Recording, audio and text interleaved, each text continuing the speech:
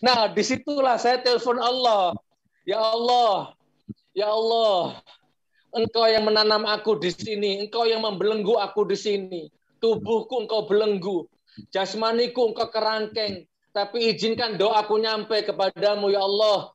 Lunasi hutangku, ya Allah. Ada utang 175 juta yang harus aku tanggung, ya Allah. Kalau itu lunas, andai kataku mati di sini, arwahku tenang, ya Allah. Istriku tenang, ya Allah.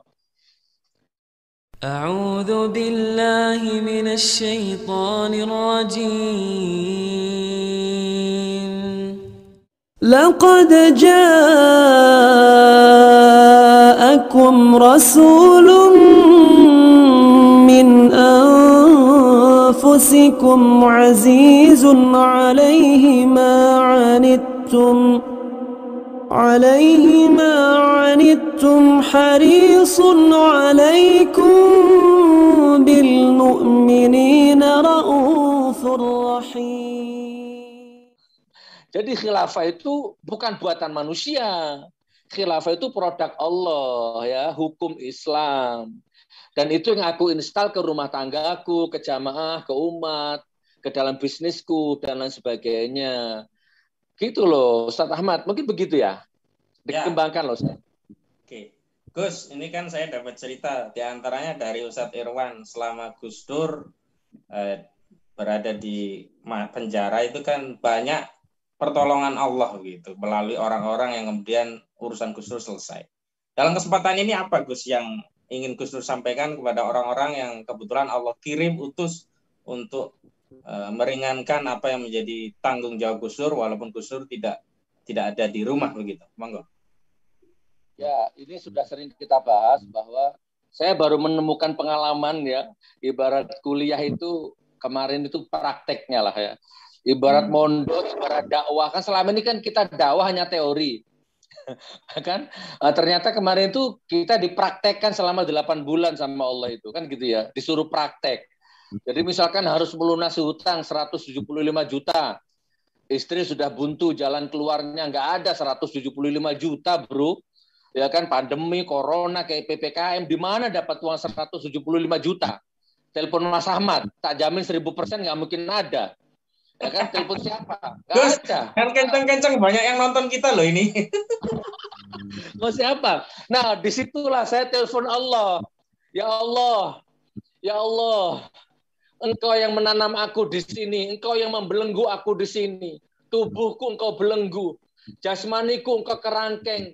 Tapi izinkan doaku nyampe kepadamu, ya Allah. Lunasi hutangku, ya Allah. Ada utang 175 juta yang harus aku tanggung, ya Allah. Kalau itu lunas, andai kataku mati di sini, arwahku tenang, ya Allah. Istriku tenang, ya Allah.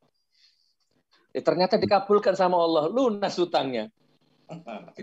Berarti kan doanya menembus dimensi ruang dan waktu, menembus tembok penjara. Wah, itu baru satu contoh. Banyak lagi. Nah, ini artinya Anda yang tidak di penjara, nggak ada alasan kalau ada iman di dalam hatimu, ada basyirah di dalam jiwamu, nggak ada alasan untuk terpuruk, jatuh, stres, depresi, bunuh diri karena ekonomi ini, PPKM, PHK macam-macam, nggak ada. Karena Allah tidak berjarak dengan dirimu. Gitu. Itu salah satu contoh Mas Ahmad ya. Jadi, Assalamualaikum warahmatullahi wabarakatuh. Bismillahirrahmanirrahim. Alhamdulillahi rabbil alamin. Wassalatu wassalamu ala ashrafil anbiya'i wal mursalin Sayyidina Muhammadin wa ala alihi wa sahbihi ajmain, amma ba'du. Saudara-saudaraku kaum muslimin muslimat yang berbahagia, sebangsa setanah air, apa yang disampaikan oleh saudaraku barusan mengenai tentang khilafah itu hukum Allah. Jika khilafah hukum Allah, seharusnya cara menyampaikannya, cara memberikan pesan kepada orang lain juga mengikuti ajaran-ajaran Allah, mengikuti hukum-hukum Allah yang tertera di dalam Al-Qur'anul Karim, juga dalam hadis Nabi Muhammad Shallallahu Alaihi Wasallam, ataupun ijma'ul ulama, ijma'us sahaba, ataupun kias. Itu yang harus difahami. Kedua, tentang khilafah akan disampaikan kepada jemaahnya, pada keluarganya, bagaimana menjalankan bisnisnya, itu tidak mengapa. Asalkan khilafah yang disampaikan itu memang sesuai dan cara menyampaikannya mengikuti apa yang disampaikan oleh Allah dan Rasulullah Shallallahu Alaihi Wasallam, para ulama salaf, para ulama khulaf, agar khilafah yang didengung-dengungkan itu betul-betul sesuai. Jangan sampai menyampaikan khilafah karena ini hukum syariat Islam, hukum Allah, namun cara menyampaikannya malah tidak sesuai. Ini yang jadi pertanyaan besar bagi diri saya. Yang ketiga, 175 juta langsung dibayar. Ada pertolongan Allah, harusnya yang demikian memang harus disyukuri.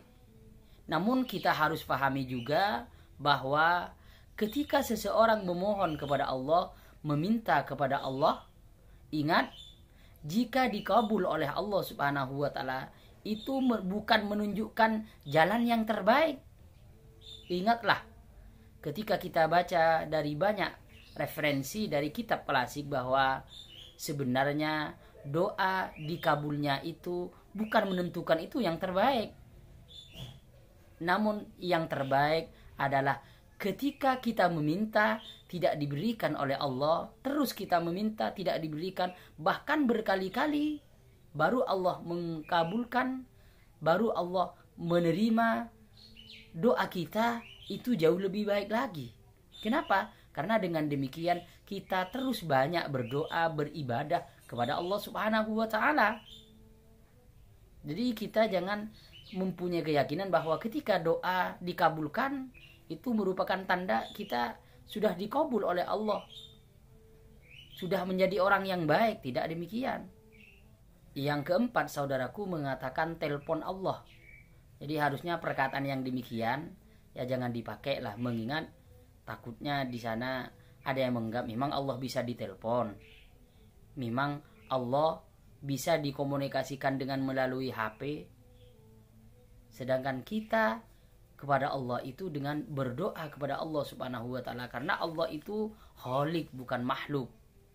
Ya, kita itu hadis, sedangkan Allah adalah khaliq sebagai zat yang menciptakan alam dunia, semesta alam.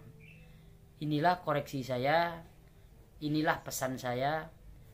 Mungkin hanya inilah koreksi ataupun pesan yang dapat saya sampaikan. Ihdinas siratal mustaqim, siratal anbiya'i wal mursalin. Assalamualaikum warahmatullahi wabarakatuh.